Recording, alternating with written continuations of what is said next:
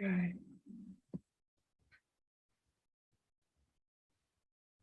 I think we are live now, Paras. We're live. Okay. So finally, thank you so much, everybody, for bearing with us. We're a little late, but 2 minutes. But first of all, a happy Janmashtami to everyone. And it's a wonderful... live now, Paras. Yeah. Okay. So finally, thank you so much. Okay, and I'm sorry, this is going live on multiple platforms. So first of all, thank you so much for joining this webinar on Janmashtami. You all with your family and friends and enjoying. So, so this is a wonderful webinar. Janmashtami is about Lord Krishna and form of Vishnu. So again, it talks about how it's connected to how to live life. And I feel for living your life, you need to have a lot of money, and the mind that has an impact, or money has an impact on the mind, and the mind has an impact on money. So we have this wonderful webinar today.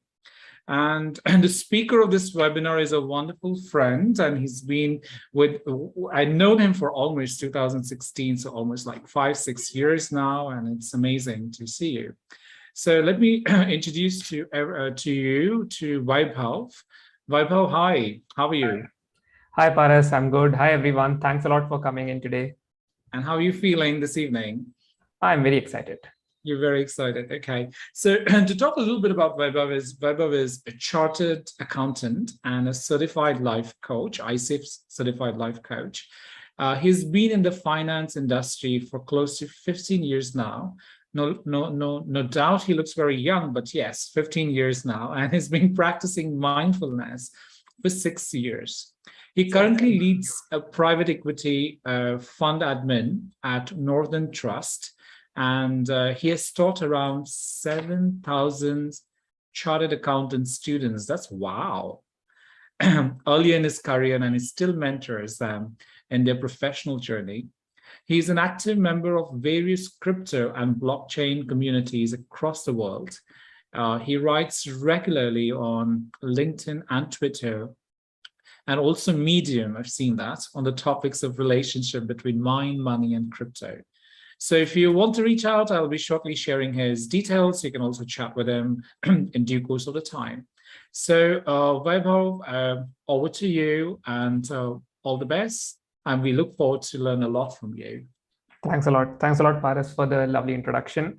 And hi, everyone. Thanks a lot, Paras, for the platform, for giving the platform for today's session. As Paras was mentioning, I have been knowing him for the last 6 years, and we started our journey as as a trainer, and I was a part of his class, and then it slowly grew into a friendship, and now I am very closely associated to him, and I just love talking to him whenever I get a chance to. So hi everyone, I see people joining in. So thanks a lot for the introduction, Paras. As Paras was talking, I am into the finance industry, and I'm still very much active into the finance industry. I work at a private equity fund administration business, and I work with them out of their Pune office. I am a chartered accountant, but I also did my life coaching certification with Paras, and that is what brought me into a very interesting junction of these two topics of finance and mindfulness. Now, what I found as a very important but a very crucial thing missing in people's thinking about how they manage their money is mindfulness. People have been having different kinds of thoughts about their money, right from excitement, satisfaction, dissatisfaction, sadness. But mindfulness is something that has been missing for a really long time, in people for managing their own money. And that's why I have been talking about mindfulness and money, and how do they actually, if there is a good correlation between them, it makes life easier and more peaceful for people. So if everybody is comfortable, I'll start sharing my presentation. I'll start sharing my slide, and please feel free to to jump into jump into unmuting yourself and ask any question or anything that you would like to discuss more, or anything that you would like to put more focus on. I'll be more than happy to do that. So I'll just share my presentation, Paras. Sure, go ahead. Yes.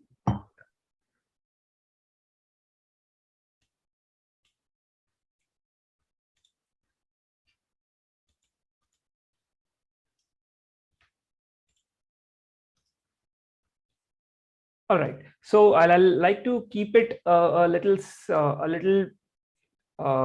simple, but very to the point on what exactly is it that I want to cover today. Uh, I want to start with our basic understanding of money. Now, I know a few of us who are there on the call today, they may be aware of what mindfulness is because of their learnings from different books or their association with coach like Paras or anybody who they are following for mindfulness, for their own mindfulness journey. And I do not want to touch that aspect much today because it's a very personal journey for everybody. But I want to touch on the aspect of our understanding of money and how actually we mistake it at a lot of time, and that causes trouble in our mind.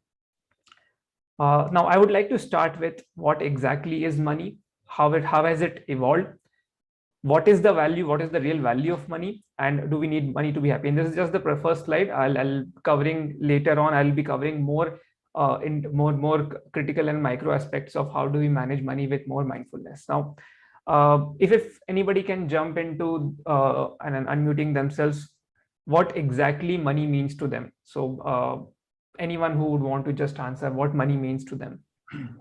So people, whoever are there and watching us anywhere, you can also put that on the chat. You can put that on a Zoom chat right now, or if you're watching this on LinkedIn, Facebook, YouTube, you can chat there as well. Yeah. So for me, I think money is a value. I think, yeah, money is value. Money is life. Okay. Well, we all need for that to grow. Yeah. Right. Whenever somebody would ask me what money is, I would always imagine the cartoon that we would see childhood in childhood, DuckTales, if you remember, right? There's this Uncle Scrooge who would just put a dive into his huge treasure of coins, and then there's a huge what do we say, like a go down there where there are like gold coins there, and then he would be so rich that he would every day take a dive in his coins. And I would just associate with being wealthy means that state of a person's life where they would they would be able to take a dive in a pool of coins. But yeah, I agree with you, Paras. That's a very good point. Money means value to you, it means life to you. I think Sachin was trying to say something. Sachin? Yeah, he's put that in the chat as well. Yes, I added my views on this question in the chat. Okay, so Sachin says that money means money is a means to an end, means to achieve financial freedom. It is control over time. Wow, Sachin. So I think you have covered my entire presentation today. So perfect. Superb. So it is a value for exchange of other items. It is a value for exchange. Definitely, it is a value for exchange for other items. Money is not merely an existential need. It goes beyond. It makes everything nowadays except real love. Wow, Shijo. That's a good one. It's not merely an existential need. Definitely, it's not an existential need at all, because we do a lot of transactions with money, not just for need, but we also do for a lot of transactions for psychological satisfactions also. Like if I already have 2 shirts, I can go with 2 shirts probably for a month, but I still go and buy a third one because that would give me a psychological satisfaction. So that's a very, very good answer. I would agree to that. It goes beyond. It makes everything nowadays except real love. Wow, that's lovely. So I would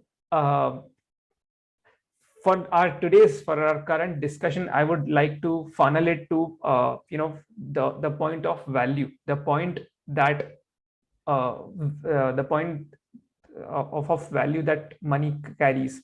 So how Paras had put and how Sachin also mentioned, money, when it started, it was actually brought in to to bring in more convenience in our transactions. Even before money, we would have transactions. There was a barter system, and then people would exchange what they had to what they actually needed. So they would exchange grains in exchange for milk, and so on and so forth. And then barter system would be perfect if at all it was divisible. So divisibility was a huge challenge.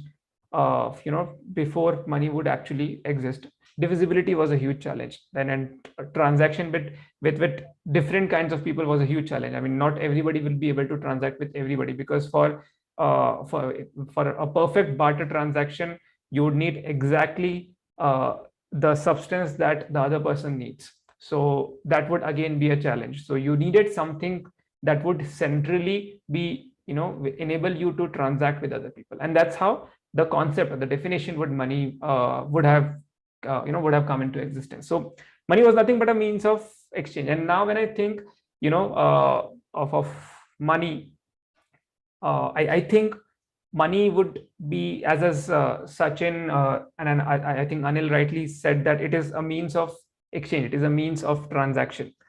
So when we look at money as a means of transaction, like when I look at a wallet full of notes or an SMS that shows my bank balance, and I look at that as a means of my transaction, it makes me think of what all can I do with that money.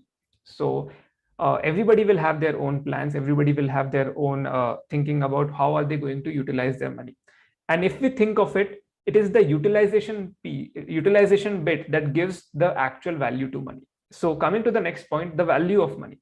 Now, if I put myself into a country like, say, Vietnam, or country like Cambodia, that has that has a low purchasing power.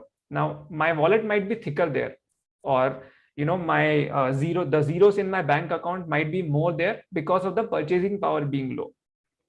So the value, I mean, but the value that I have, the value only depends on how much purchasing power that I have. Like, what all can I actually use that money for? And that is very important for everybody to understand, that the value that your money has is totally dependent on what are you going to use it for. Now we see a lot of people who who would think that they would need, I mean, what would make them happy? Probably say a 10 crore balance in their bank account would make them happy. But when we ask them that, okay, 10 crore bank balance will make you happy, but what is it that you're going to do with that 10 crore? They may or may not have an exact calculation of what is it that they want to do with that 10 crore. And that's where the gap is, because they know, I mean, they know by some hypothetical figure that 10 crore is a huge number, and that would be probably able to help them in achieving what they want. But when they want to actually go and sit down and do the calculation, it may not add up to what is it that they were looking for. So the value, I mean, the most important piece in understanding money is understanding its value. The value lies in its spending power, and that's how money was actually made. And even the economists today, when they are actually framing the finance policies for nations, the policies are made in a way of what is the money worth, what is the currency, or what is today's money worth, like what all can it buy, or how much can it be valued. So if for a person who is probably in their 40s and have their basic needs met, and from how they were actually brought up, have their all aspirations also met, they may be they may have a very good relationship with whatever they have. Probably it may be just 20 lakhs, 25 lakhs in their bank account, and they may have a very good relationship with their money, as against a 26 years old, just graduated from a college and just placed in a very good company with a very good pay, a very good pay offer, because the person who is in their 40s, he knows whatever he has, what is he going to use it for, because there is a clear cut understanding between the value that they are going to derive out of whatever money they have, versus the person who just cleared from their college, and they may have or they may not have the money, but they do not have a clear understanding of what is the money they need and what is it that they want to spend it on. So that brings to the last question: do we need money to be happy? Now this is something, I would say it's a very filmy phrase, and it is it is often used. It would often be used in movies of 80s and 90s, where there is a melodramatic father or mother, and they would pose it in front of their highly ambitious, over ambitious son or daughter, who are now leaving them in pursuance of their career or whatever they want to do. And then in Rajesh Khanna style, I can always imagine this question being asked, that do you really need money to be happy? Now, this is it's a melodramatic question, and it always keeps popping up, that do we really need money to be happy? And I mean, how I would think it is that, how is money actually connected to anybody's happiness? It's connected to anybody's happiness in exactly the same way, in the way they want to be happy. So for some, if I was to go back to the same example I was putting there, if somebody says that they are at a certain stage of their life, considering their age, their gender, their societal, or whatever they are actually aspiring for, what stage of risk appetite they are in, their health, if they think that probably whatever they have is what they were whatever they have is what they are actually looking to spend on, I think they would be called as happy, because it then takes us to what is it that is going to make you happy. Now, if Paras today asks me how much money will make you happy today, if I know that these are the 5 things I need to do, and apart from whatever I have, I need this much more money, then I'll know that this is what will make me happy. But if I just randomly say that, having a 10 crore balance in my bank account will make me happy, on the surface, definitely it should make me happy. But if I do not know the utilization of that money, what is the utilization, where exactly, how much spending power will that money give me, I definitely cannot say, will that money make me happy, or will that money not make me happy. So if I ask you, all of you all, and also people who are online on the other live stream platforms, what do you think, how much money will make you happy? What is it that you guys think? If anybody would want to just put it on the chat, how much money do you need to be happy? I think, Vaibhav, you've asked a very thought-provoking question, where there is no answer that I could think about it, how much money I need to be happy. And it's such a different space altogether. I'm getting altered myself into. Yeah, and it's a very powerful. I don't know. In fact, if you ask me how much money will make me happy, I have no idea. I think. Yeah, that's the interesting part, right, Paras? So in the beginning, you said definitely money is life, and money is very important for us, and we need money. But generally, whenever we say we need something, we know how much of it we need, right? I'm just jaw stuck for a minute with this part of it, because when you say how much money do I need, I never thought. And that question that you say, if you have a 10 CR in your account, would that make you happy? It's such a fantasy and fancy thought. It's not a realistic thing that really I could compare myself. Would that make me happy? I doubt. Even having 50 CR in your bank account, is that going to make happy to that person? Yeah, sure, Paras. Yeah, exactly. So anybody who has put anything on the chat, I'll just see. No. I think your question has made everybody all about. Okay, yeah. Whenever I was teaching my students, I would always, in one of the sessions, I would always ask them that, everybody wants money. It's a different thing having money. It's a different thing being rich. It's a different thing being wealthy. Yes. So whenever I would ask them that, how much money will make you happy? Like, even if I was to talk in terms of finance, purely finance, being rich, having money, and having wealth, there are totally different concepts. Having money in my bank account will definitely not make me wealthy. So if I would ask them that how much money will make them happy, uh, I would definitely not be looking at a, at a like a yoga guru or a stoic kind of an answer. And I would be looking for, something which is practical, where they are right now, wherever they are, what state of life they are right now.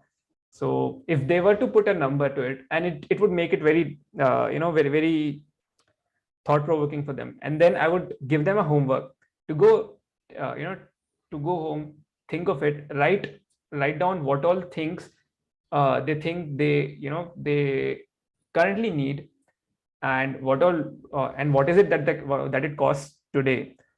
And currently, if today there was a genie that was to come out and ask you, what amount of money can I give you to make you happy, can they they should then be able to know what number is that'll make them happy. And then just it's a simple formula. Have that number. Say for example, today you're 20 years old, you have a number of, say, 5 crore rupees. You put a simple inflation percentage to it. But and that's how your need should ideally start, increasing every year. So it's, say, 10 crores today, you put a 20%, you put a 7% inflation rate to it. Probably the next year it would be 10.7, if I'm not wrong. Yeah, 10.7. And then that's how it should grow. But what becomes tricky and important is that it's not an Excel sheet which will, automatically keep itself growing, because your needs today will be different from your needs tomorrow, will be different from your needs day after tomorrow. And that's where you need to understand that that's how your relationship with money has to be. And that's what I'm going to cover in the next slide. So I think Sachin and Shalaka have answered something on the chat. Until you define what is enough for you, you can put a figure to it. I think he meant you cannot put a figure to it. How much money is difficult? How much money is difficult to answer. Putting number is technical. How money can make me happy can be more impactful to think about. Yeah, that's a very powerful answer, Shalaka. Yeah, I think how money can make me happy is a more impactful thing to think about. There's another question that has come in another chat is how much money should we spend, save, and invest? So I don't know how much money is enough, how much money to spend, save, and invest. Everything looks very, very little. I mean, I would think, Paras, that, on certain days, everything would look very little to me. And on certain days, everything would look enough to me. Yes, I agree. Yeah. Yeah. And then that's how, like, our relationship with money just keeps changing between, the deficit mindset to abundance mindset, and, how wherever we are placed. So how much money do we need to earn, spend, save, invest? I think that's a very individualistic answer. But what people say, people try to put a formula to it, and 30 20 10 is what they put a formula to it. And then what idealistically they say in books is that, you should first invest 30, save 20, and spend 10. So whatever you are earning, you split it into these three numbers. But what I would say is, it would again depend on what are your goals. So if I was to invest a certain amount of money, my investment has to be goal driven. If I was to spend, it has to be goal driven. Now we see a lot of people in their, who have just started their career, and they've just started getting introduced to money. Like whatever was before they were earning was not money that probably they had earned, but it was what the parents would have earned, or what their guardians would have earned, and they were just taking care of them. But when people get introduced to money, they have a strong desire to, because thanks to the awareness that social media has brought about investments, savings, etc. So they have a strong desire to invest money, they have a strong desire to save money. but often they do not know what portion of their salary or what portion of their business income goes into, say, a mutual fund, or say a share, or say a bond, or whatever, and what portion goes to their FD or a savings bank account, and what portion is used for your, your Christmas sale or your Diwali sale, and all of that. And then often, because of an unclear understanding, people end up having a dissatisfied 40s, dissatisfied 50s, etc. So I'll try and cover that in the later slides for us. Thanks a lot. Sure.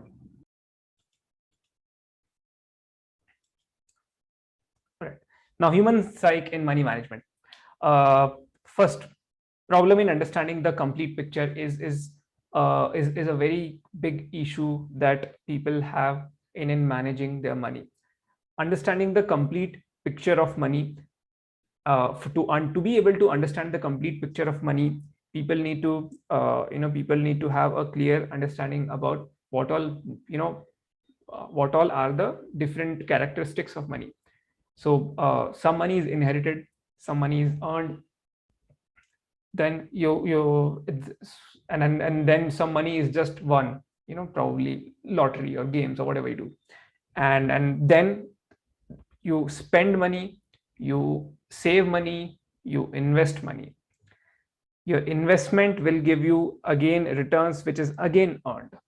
So getting an overall understanding of all these 7-8 parameters that money has is very important for anyone who wants to improve their relationship with money.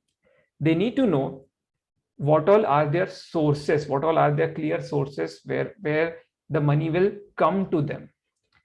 Now, the money, and then they need to know, out of all those clear sources, what all are certain, what all are based on some external things like market regulation, government policies, etc., and what all are contingent, say a lottery that they're playing or a game that they're playing, etc.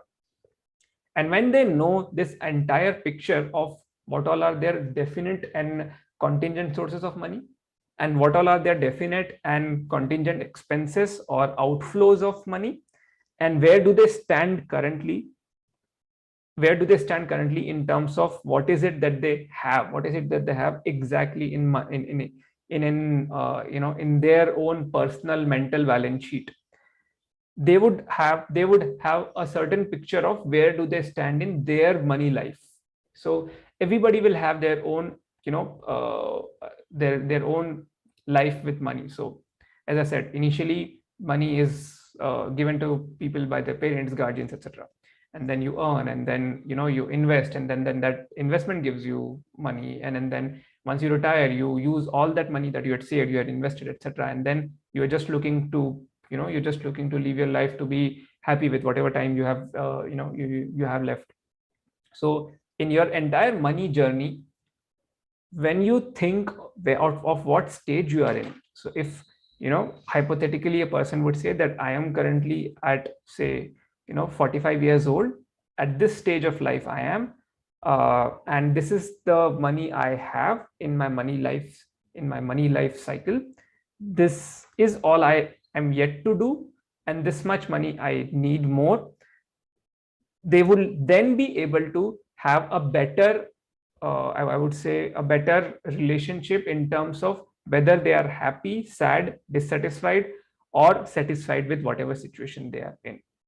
A lot of people, I would think, people who are in their in their jobs, or they were just started their career, or are doing are doing jobs which would probably be not in a very healthy environment, they would constantly be having that fear that what if I lose my job. And when I, during my coaching with them, talk to them that what will happen if you lose your job, and they would say that suddenly my salary would stop coming. And then when we ask them that what just imagine hypothetically, if tomorrow your salary stops coming to your account, what will happen, and then what stage of life would you be in? And they then start to realize that probably they are over worrying about something that is probably they have already taken care of. So they may, they may have over saved good amount of money that could easily take them to the next 3, 4, 5 months, and they minimize the fact that 3, 4, 5 months in a developing country like India, where there are so many opportunities, they would easily get another job, more paying job. Life would be easier for them, and their constant struggle with money, that why doesn't it come to me, why doesn't it stay with me, why doesn't it grow when I am with it, will be more resolved. So that's another area that people have a challenge with, that they constantly keep thinking that why doesn't it come to me, why doesn't it stay with me, why doesn't it grow with me, and what is it that, why do I repel money, and why do I always keep, I don't know, like on Diwali we generally play, we generally play with our friends, family, at home, and whenever we're playing like cards and everything, and there would always be one of those friends who would always think of himself as a jinx. Or even if you are playing Monopoly, I mean, Monopoly is a board game that we play, right? The business where you use dummy cash and dummy money to trade assets. And then there'll always be one of those friends who would always think that, why am I so jinxed? Why is it that always money, I'm always repelling money? Why is money, why is money not staying with me? Why is money not growing with me? Why is it that I'm the one, always on the losing end? And that's what I want to cover, the second piece, which is the empathy gap. Anything anybody would like to add to this point?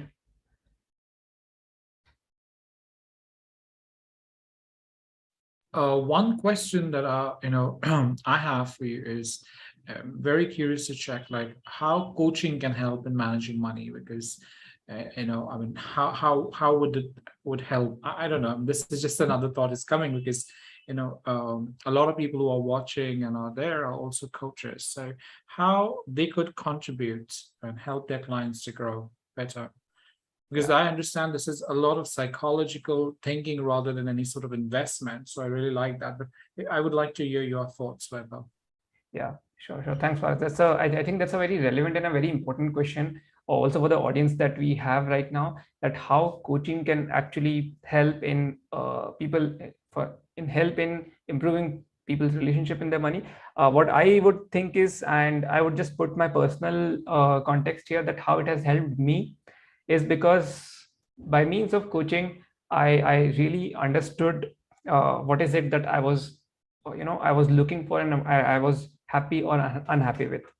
And by when I combined it with, my basic understanding of finance and investments, I really got to know that it is very important for a person to have a reflection on themselves, on for what they want, because coaching will tell you what is it that you want. Coaching will not not exactly tell you, but coaching will help you find that answer. What exactly is it that you want? Coaching will help you understand, what is it that can make you or cannot make you happy. The second part is the calculation part about how much and what to do to achieve that. It's such a second calculation piece, but I think the basic step can only be achieved when you have a strong coach with yourself on understanding is it about what is it that you need. Because I may think, if I was to put myself in 2013, 2014, I might have thought that, probably a BMW car in my parking would make me happy.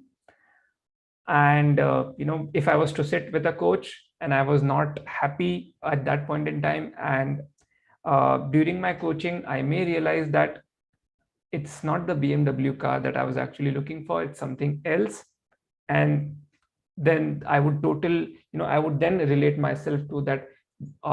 What is it like? I'm associating BMW with richness, or I'm associating a BMW car with wealth. So how can I understand what is it that I will what I'll need, is where coaching will help me. I hope that answers the question, Paras. Yeah, absolutely. Thanks for that question, Paras. Anybody, anything that want to put light on, or just bring to the table right now for discussion.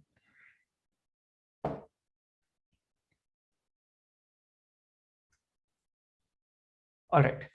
The next piece is a very important thing that again I realize and I always talk to about whenever I am talking to my friends or whenever I am talking to coaching clients, is about empathy gap. Now, what exactly empathy gap is? If I read it somewhere in a book when I was doing this journey about money. So there was an experiment that was done, and I think 120 people, and people were asked that if you are left in a jungle with with no food, no water, and limited clothes, and you go to the jungle, what will I mean sorry you're left in the jungle, you are just given a small bag and limited clothes, and after a few hours when you open the bag, you realize that it only has stones. There's no food, no water, and of course limited clothes that you're wearing. What will make you worried more? Will it be the lack of water, or the lack of food, or the lack of clothes that you have? And when it was asked to people, different people were answering differently. Now, how the answers were differing is when the experiment was done, during different times of the day. So as you can understand, if this story was told to somebody who was, somebody before they are going to have dinner, that means they were hungry. So when the person is answering from a hungry state of mind, he would immediately answer that it's the lack of food that would make me, that would make me that would make me anxious. And if this question was asked to somebody who just ran 8 minutes on a treadmill, the person would answer that it is the lack of water. I can still stay without food, but I cannot stay without water, and so on and so forth. So it's the context of what stage of life you are in, like what stage of life you are in, that matters for us to understand how much and what amount of money will you need. So as I think Sachin and Anil answered on the previous slide, where that it's difficult to put a number to what amount of money do you need today.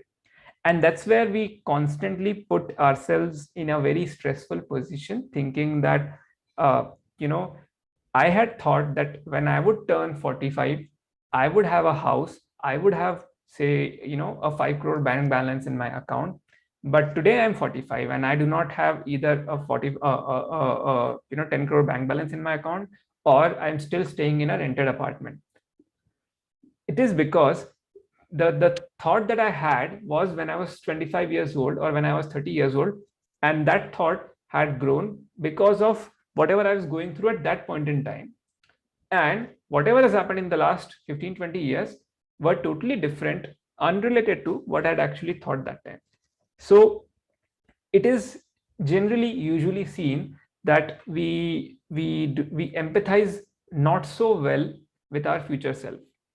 And because of that, we constantly put ourselves in a lot of stress, in a lot of pressure of not being able to empathizing with ourselves in how and where we are going to be. And that empathy gap also puts us in a very stressful relationship with our own money, of understanding that money is not just equal to what you are earning from your job or what you're earning from your business. It also depends on a lot of other things that are going around in your life. And that empathy gap, not the gap, but that empathy, getting that empathy in your life can also solve a lot of money problems that people can have themselves. And this is something I am bringing in from the context of a lot of consultation that I do with a lot of my clients, that they would when they say that I'm not happy with my money because I had thought that when I would be 45, just the example that I gave, I would be 45, I would have that much money. And then when I ask them that, when did you have that thought? they had that thought 15 years back. 15 years back, the 2000, it was, the year 2000, 2005. Petrol prices were a particular number. It would cost so much amount to buy a car, etc., etc., and things have changed. So the since things like inflation and the value of money has changed, things have changed in their personal lives as well, and therefore it is not very easy for any person to think today of what they will need in 15 or 20 years, and when they do not achieve it, it's very easy for the person to put themselves down for the last 15, 20 years, whatever they've done. But it's important for the person to with empathize with themselves for the context they are in. Anybody would like to just add or have any questions there? I love that story, Vaibhav. It's just sitting so much, so powerful, in fact, sitting with that part of it. Yeah. Thanks a lot, Paras. Thanks a lot for that. Yeah, and I think it's a very important, it's a very important thing to understand the context, right? I also remember, Paras, in one of our training sessions, you were telling us, about how context becomes very important. And if I may use that example that you gave us in one of our classes. Sure, please go ahead. Yeah. So Paras tells us in one of our classes about how a crying child would be seen very differently, by different people, and that's probably not related to money, the discussion that we're having right now, but it's important for us to understand the context in any situation. And I would put that exact thing to my relationship with money. So when we see a crying child, at first we would suddenly be in a situation of a crying child when you're meditating in a garden, and then you're sitting in a in a peaceful garden in the morning, and everybody is doing their exercises, yoga, meditation, etc., and suddenly a child comes crying, and your sudden reaction would be that whose child is it? Why do the parents not take care of the child, and why is the child just crying and roaming around in the garden? And then when somebody tells you that probably the child has just lost one of his parents or one of his family members, your mindset immediately shifts to something else, and you shift yourself from a state of anger to a state of sympathy, and you just suddenly start thinking of how can you console the child, or what can make the child probably calm down, or if you give a chocolate to the child, probably he'll feel better, etc. And that tells us that how contextual our thoughts are about anything, and we need to put that context into other aspects also. I'm right in citing the story, right, Paras? True, and so very well matches up here as well to learn that how context is important here. Yeah, thanks a lot, Paras. Yeah, the last piece is lack of understanding of inflation. Now, inflation may be maybe a technical topic here, but I think it is very important for everybody to understand the concept of inflation while they are thinking about their own money.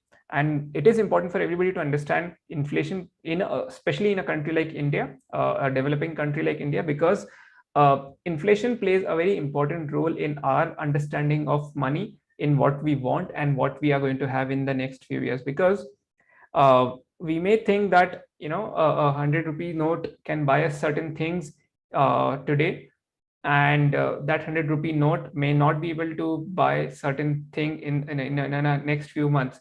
But when we are doing a planning for ourselves, in thinking whether we are happy or not happy with whatever we have earned, it is important that we put inflation into context.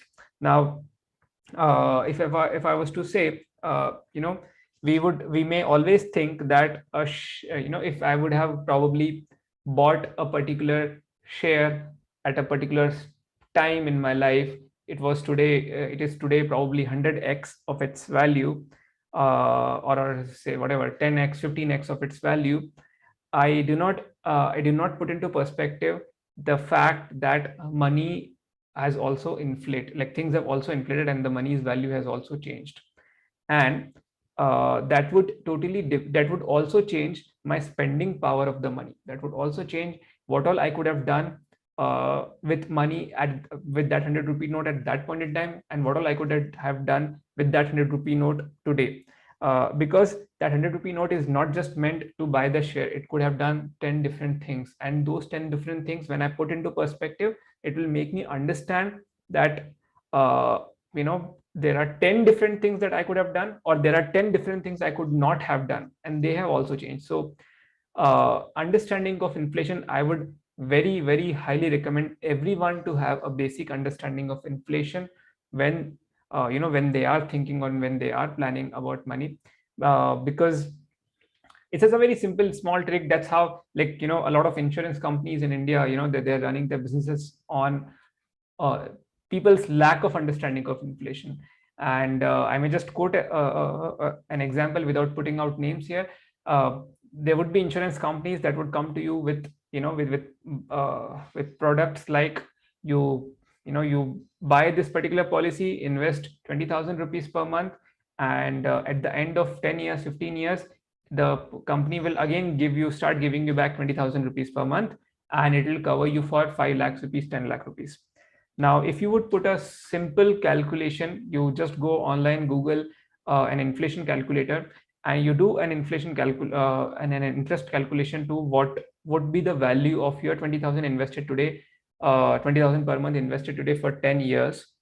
And when the insurance company starts giving you 20,000 rupees back every month, what is the difference there in the money? If you do that calculation, you'll understand how you probably are at a loss by huge margins. Like, I'm not even saying small numbers, huge margins, which will run into lakhs and crores of rupees. So, and this is just an example, but how I would like to bring it to perspective of mindfulness is that whenever we are considering planning our money, or considering to think whether we have earned or not earned enough money, or achieved a particular goal of getting a particular thing, or not achieved it, we should always put inflation in perspective to better understand of whether we have been able to or not been able to do that. All right. Now that brings us to the third and the important point that I generally bring into my discussions, which is more mindfulness centered. Is what's the whole point? Like, then what's the whole point of doing this? Now, if we were to do a first principle thinking of money, the first principle thinking of money would be, ultimately, if we were to think, most of us would be saving or investing money to be able to buy more time, so that they can spend quality time with the family. Because if I was to think that, why is it that I'm investing money? I want to invest money so that probably my child can have a better education in the future. What will help, what will give them better, what will happen if they get better education? Ultimately, they will have a better career, and they will be able to make better money, and then what can that do? That can buy them more time. Or why am I wanting to save more money or invest more money? Because I want to probably retire at this age, so that I can then spend time on doing things that I want. Why do I want this this mutual fund to give me this much return by the end of these many years, so that I can retire 2 years earlier than my original plan?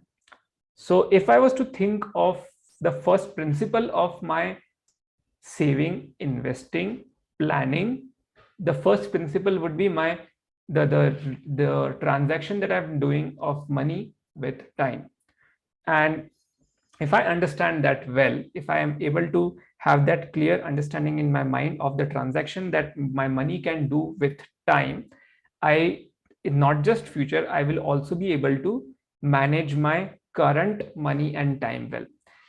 And then if I was to just put it in a simpler term right now, most of the people currently trade their time for time for money. Well, whenever they are working, to whatever value they're bringing in the products, the services that they're offering, to the jobs that they're doing, and they can see a clear transaction of the time that they are bringing to the table, and that gives them the money.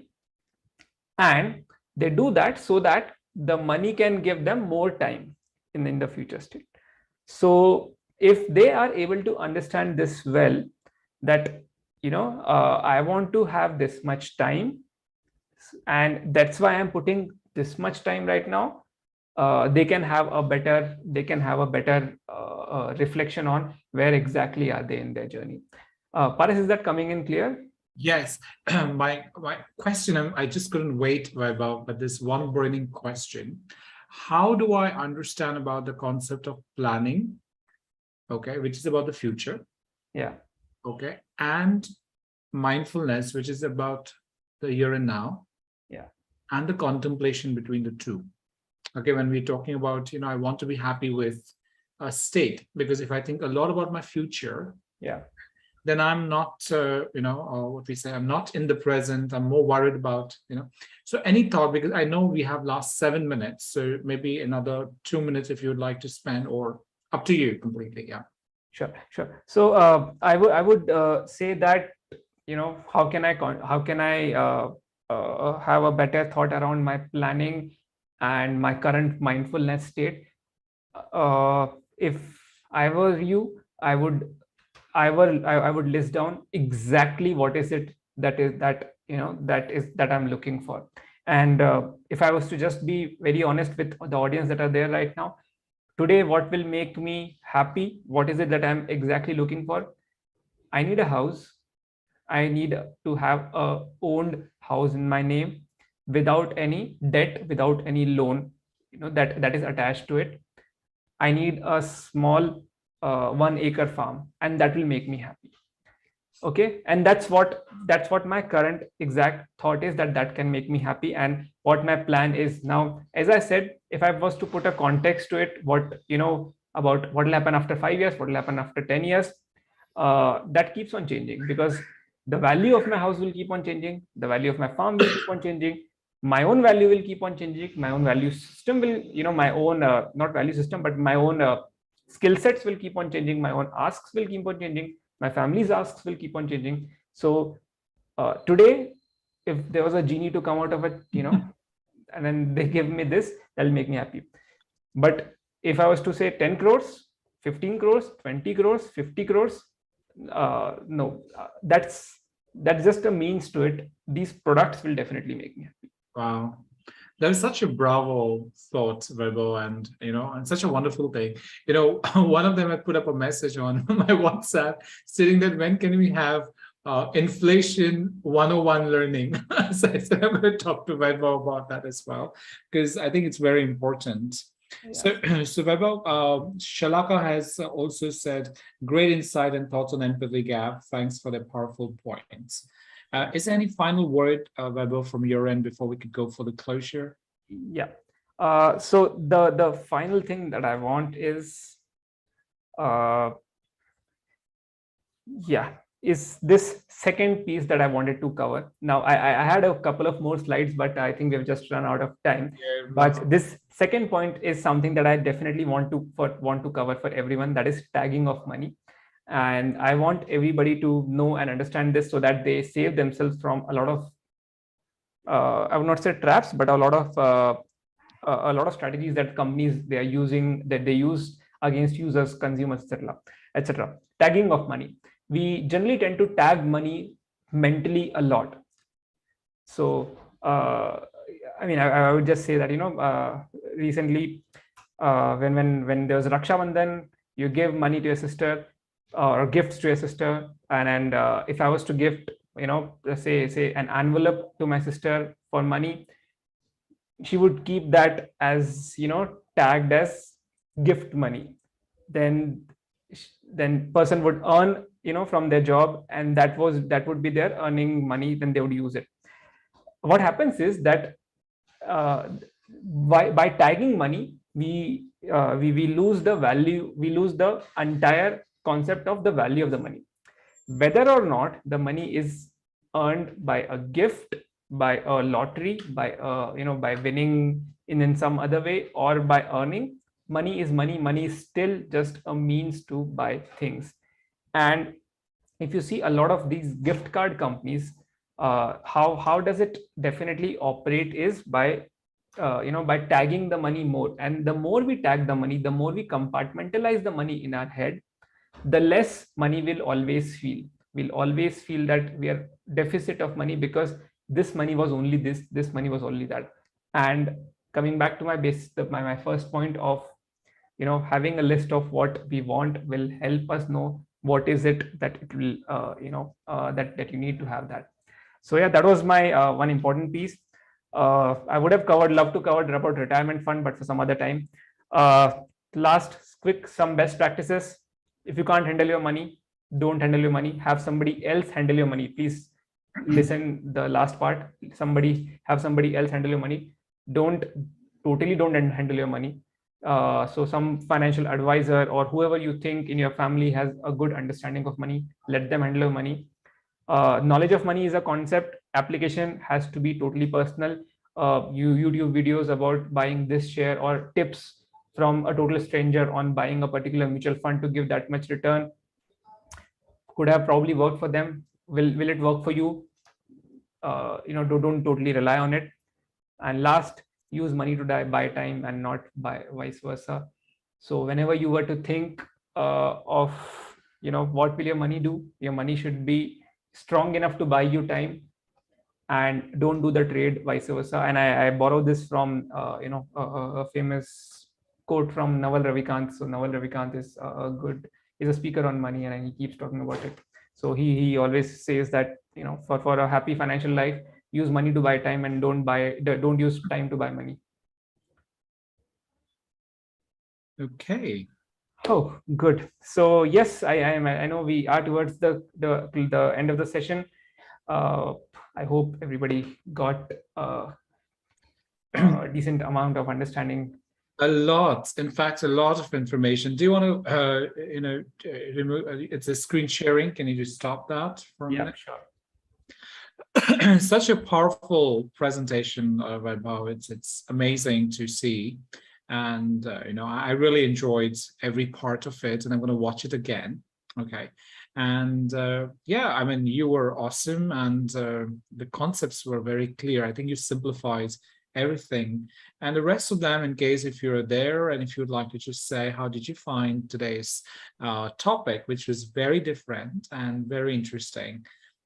Please put that on the chat. And in case if you wish to connect with Vaibhav, he's on Twitter, LinkedIn, and Medium. His blogs are amazing with that. And yeah, and also the closing password that I've shared with you all, everyone. So in case if you would like to, if you've applied for the CCU certificate, you can probably just take that password, okay, and copy paste that part of it. So we have an upcoming program that's happening on mindfulness and coaching. In case if you're interested, if you want to share, please share this with everybody. It was lovely meeting with everybody. Vaibhav, you were amazing. And I feel, you're a wonderful money coach. I think people can reach out to you anytime. I've shared all your details. So let's wait and watch. Yeah. So it was wonderful having you today on Janmashtami. And thank you for this so powerful topic. And all the best to you, Vaibhav. Thanks a lot, Paras. Thanks for the opportunity, and thanks a lot, everyone, for your time. Thank you, everybody. Namaste. Keep watching. Our next webinar will be announced in the next week. So keep watching. Keep connecting with us on many social media platforms. In case if you want to suggest some topics, please feel free to reach out to me at drparas at matrix.in, DRPARAS @matrrix.in. Vande Mataram, Namaste, and have a wonderful